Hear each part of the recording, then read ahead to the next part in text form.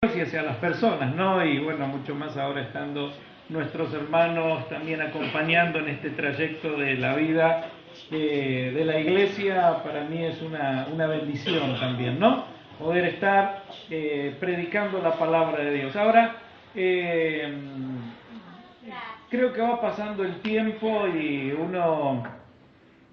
y más viejo me voy haciendo y tengo menos respuestas que antes, creo, a veces, ¿no?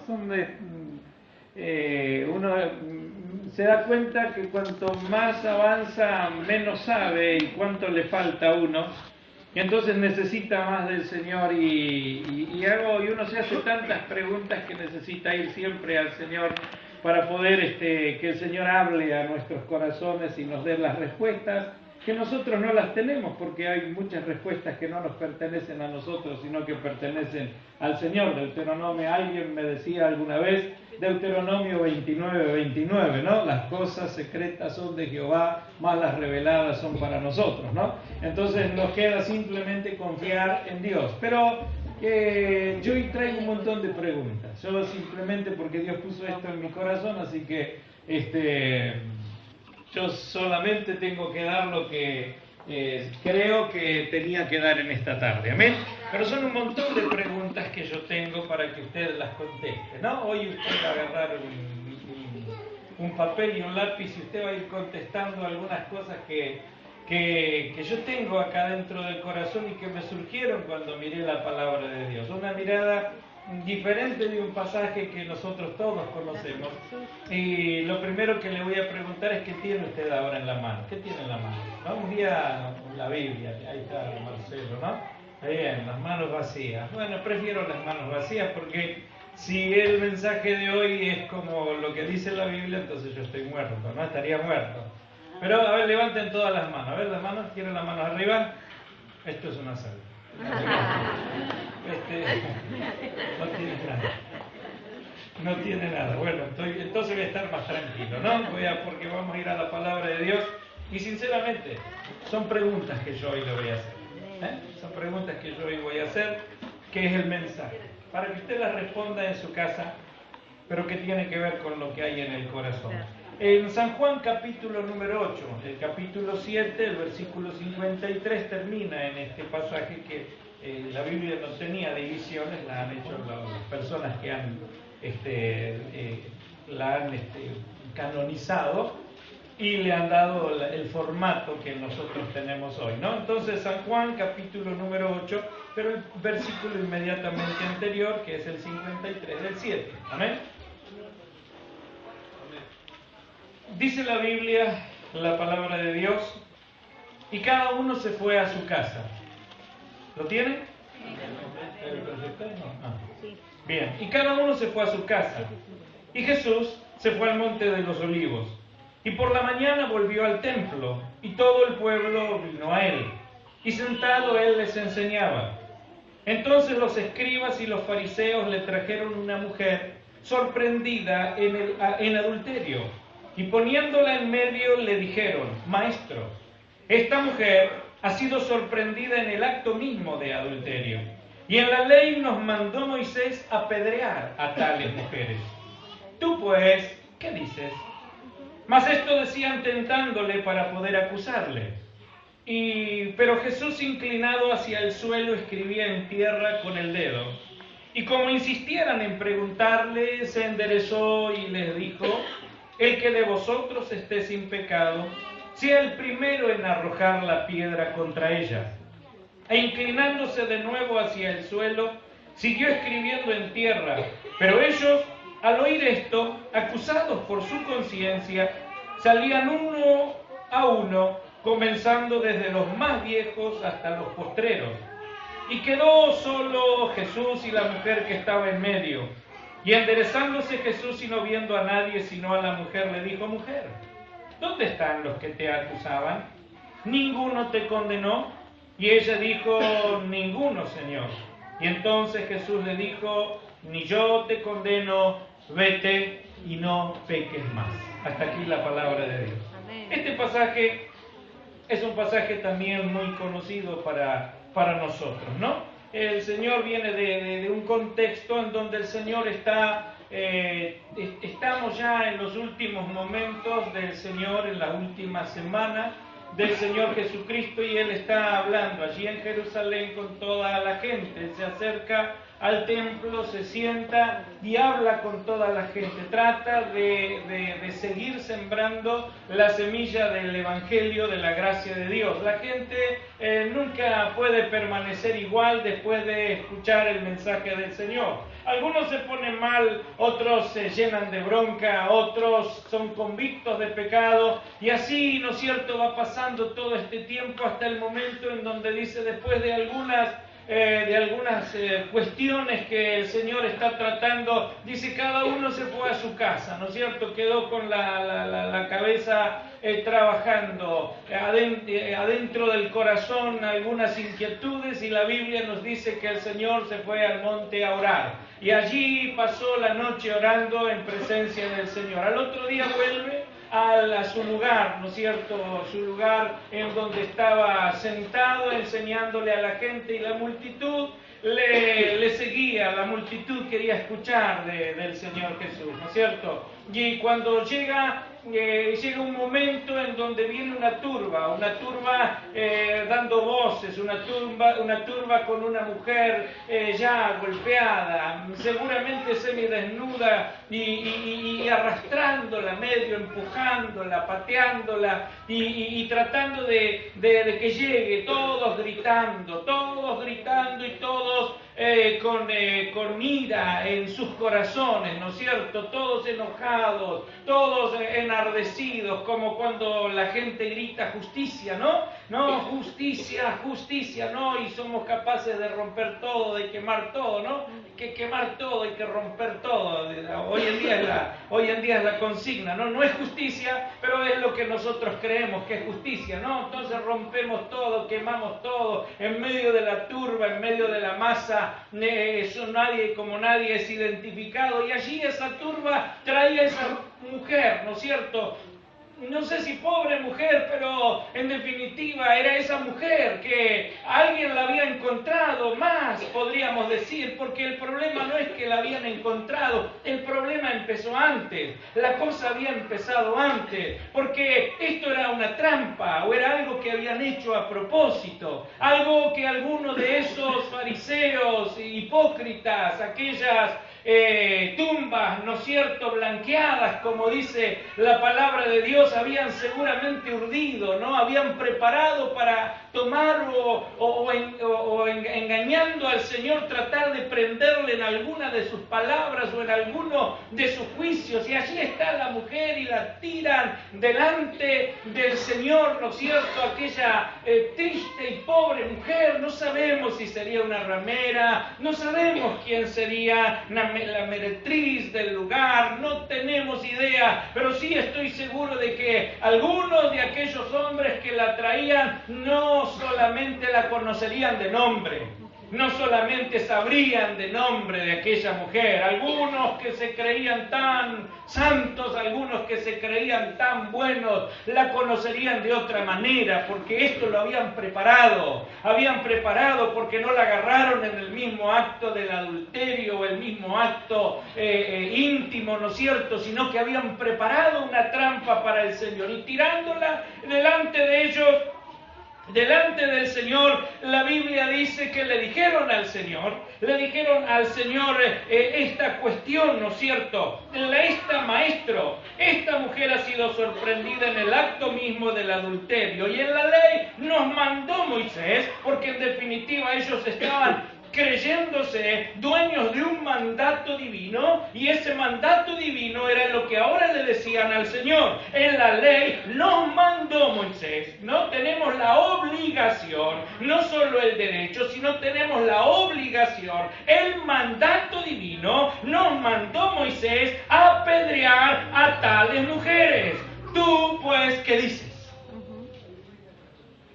Y es entonces ahí donde me vienen todas las preguntas que me vienen a mí para que yo también se las pase a usted, porque cuando releí este pasaje, y entonces me surgieron un montón de preguntas a mí. porque la gente se sentía justamente dueña de ese mandato. Y ellos se creían los justicieros. Ellos se creían los que tenían derecho a hacer justicia. Y hacer justicia era matar a aquella mujer. Delante de todos y en medio de todos, esa turba tenía que hacer justicia. Y tenía un mandato divino dado por Dios de agarrar a aquella mujer y de apedrearla. Ahora, la pregunta que me empecé a hacer es que la gente que vino en aquella circunstancia, cada una traía piedras en su mano. No venían desarmados, cada uno tenía piedras en su mano. Cada uno ya tenía algo en su mano para hacer justicia. Venían para hacer justicia y estaban esperando de alguna manera la voz del Señor. Y teniendo la voz del Señor, ellos sentirse los héroes de la jornada. Pero cada uno traía piedras en su mano. Levante la mano otra vez. Ninguno trae piedra, ¿no? Ninguno trae piedra, ¿no? Y entonces, las preguntas, yo se las voy a tirar, ¿por qué solamente preguntas? Había un sitio en donde se recogían piedras. Había un galpón, había un lugar, había un estacionamiento para camellos, póngalo de culata y para poder salir. Había un estacionamiento, algún lugar donde se recogían las piedras. Había algún sitio dentro de la ciudad de Jerusalén preparado con piedras de distintos tamaños para que la gente que era justiciera y que tenía el mandato de Dios de justiciar, aquellos que habían sido sorprendidos en cualquiera de los pecados, pueda recoger las piedras prontamente para poder tenerlas en su mano y arrojarlas lo más pronto posible. Había un encargado de juntar piedras para los demás.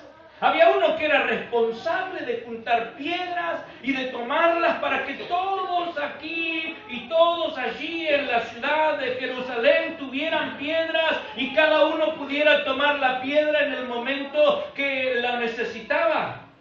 ¿Tenía la gente piedras guardadas en su casa para arrojarlas cuando se preste la ocasión? Porque a veces tenemos cosas guardadas para tirarlas en el momento más oportuno, ¿no? A veces son esas cosas que guardamos. Y parece que había gente que guardaba en su casa piedras, que tenía piedras para la ocasión, que tenía un rincón dentro de la casa en donde tenía una piedra especial. Esta la tengo preparado para cuando... ¿Cuándo? Cuando me digan lo más mínimo, le digo lo más máximo. ¿Se acuerdan? Porque hay gente que tiene guardadas piedras. Y parece que hay casas, o parecía que había casas en donde la gente tenía guardadas piedras para que en la ocasión justa y necesaria yo pueda tomar la piedra para hacer mi propia justicia. Eran sus casas particulares, un lugar en donde acumulaban piedras y conversaban entre ellos cuántas piedras guardaban para poder arrojarlas a los demás. ¿Qué había en el corazón de esa gente? Porque estoy seguro que cada uno traería una piedra de acuerdo al tamaño de su justicia. De acuerdo al tamaño de su justicia, de su propia justicia, traían una piedra. Había que matarla y matarla pronto. Entonces el tamaño de mi piedra tenía que ser una piedra bastante grande porque tenía que producir el daño suficiente para terminar con esa pecadora. Porque era una pecadora y porque merecía morir, porque tengo mandato de Moisés, tengo mandato de Dios de terminar con esto. Esa era su idea de justicia, y cuanto más justo se consideraba, más grande era la piedra. Le enseñaban a sus hijos a juntar piedras y a guardar piedras. para la ocasión. Hablaban con sus hijos de la gente que merecería morir y juntaban piedras y se lo contaban a sus hijos. La familia se reunía a hablar de quién merecía tal piedra y quién merecía tal otra piedra. Le decían a los hijos, mirá, yo tengo esta piedra reservada para tal y tengo esta piedra reservada para el otro, de modo que la casa se convertía en una manera didáctica de enseñarles a sus hijos a juntar piedras, a guardar piedras y a arrojar piedras. Porque era una manera de pensar que se transformaba en una manera de vivir. Y entonces yo pensaba, lo quería trasladar a los días nuestros, a mis días. Y digo, hoy no venimos con piedras. Hoy no venimos con piedras. Pero ¿qué cosas serían las piedras para nosotros? ¿Qué cosas en el siglo XXI serían piedras que nosotros podamos tener en nuestras manos, guardar en nuestras casas, tener en nuestro corazón, poder enseñarle a nuestros hijos, que haya un lugar en donde haya piedras para que nosotros juntemos porque generalmente las juntamos para los demás. No las juntamos para nosotros, las juntamos para los demás. Y entonces pensaba que muchas veces las piedras que nosotros tenemos son las palabras. Son las palabras. La Biblia dice, hay hombres cuyas palabras son como golpes de espada. Hay hombres que tratan a su mujer con palabras que matan. Y que a veces, y ojo, no debe ser así, pero a veces una mujer preferiría que le diera un cachetazo y no que le trate como le trata. Con palabras que la disminuyen, con palabras que la hieren, con palabras que la hacen sentir nada, nadie, que no sirve. Y entonces encontramos que hay piedras que son acusadoras, que hay piedras que son condenatorias, que hay piedras que usamos que son llenas de malicia, porque las tenemos y las arrojamos en el momento más oportuno, justamente con la intención, y ahí es donde aparece la malicia, ¿no es cierto? Donde decimos un chiste, ¿vieron los matrimonios grandes? Pasan, nosotros no, pero los matrimonios grandes, ¿no? Que es que la mujer habla en una fiesta familiar, dice un chiste del marido, ¿no? Y con el chiste lo está hundiendo hasta el... O el marido hace chistes de la mujer y le está diciendo también, ¿no? Y se siente, y todos se ríen, ¿no? Pero el viejo no se ríe ni la vieja se ríe, ¿no? Porque le está mandando una chuzazo, ¿no es cierto? Perdón, hermano, te bandeado, dijo, ¿no? Y lo pasó de lado a lado, ¿no? ¿Por qué? Porque a veces juntamos, ¿no es cierto? Esas palabras son las que se dicen con malicia, donde en el momento menos oportuno y con la intención más clara las decimos, y es como si arrojáramos las piedras hacia los demás. Hay palabras que son como piedras que siembran discordia entre los hermanos. Hay palabras que son como piedras y que siembran sospechas entre los hermanos. Hay palabras que son como piedras y que tienen tamaños meteóricos y que causan divisiones entre los hermanos, entre la familia de Dios, que divide y que no une, que no junta sino desparrama, que no abraza sino que tira lejos. Y entonces hay palabras que causan divisiones, hay palabras que son juicio.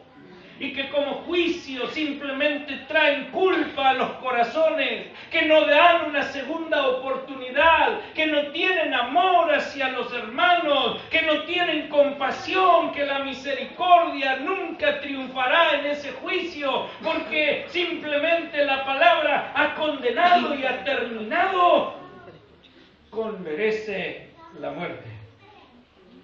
Hay palabras que atan. Y a veces esas palabras pueden ser buenas palabras. Buenas palabras. Yo puedo atar a alguien con buenas palabras. con una mala intención. Se puede seducir y puedo atar, porque estoy atando a una persona. Y son simplemente palabras que se arrojan como piedras y que lo único que hacen es daño, porque no sirven para edificar. No son piedras que construyen paredes sólidas de un edificio que pueda juntos, porque somos piedras vivas, que nos edificamos en el amor y en el temor del Señor. Pero esas palabras no construyen, sino simplemente matan. Hay palabras orgullosas, soberbias, que pueden decirse de alguna manera, pero que tienen un olor o un aliento que no bendice y que simplemente no ayuda. Hay palabras llenas de justicia propia, hay palabras que producen maldición, que destruyen a personas y a las personalidades de las personas. Porque ese es un idioma que se vive, un idioma que nace de adentro del corazón, porque de la abundancia del corazón habla la boca.